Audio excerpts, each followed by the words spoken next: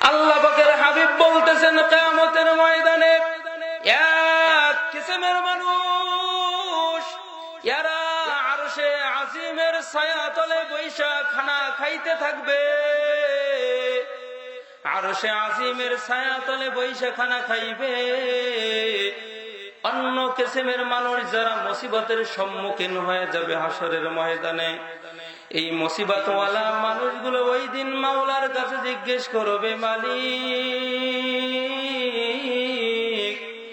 হাসরের ময়দানে আজকে ওই সৌভাগ্যবান ব্যক্তি কারা যারা আজকে আমরা কঠিন মুসিবতের দিন মুসিবতের সম্মুখীন হইলাম, আমরা যারা আজকে এত তাপমাত্রা সহ্য করতে পারছি না, দাঁড়াবার সুযোগ নাই, বসার কোনো কায়দা নাই।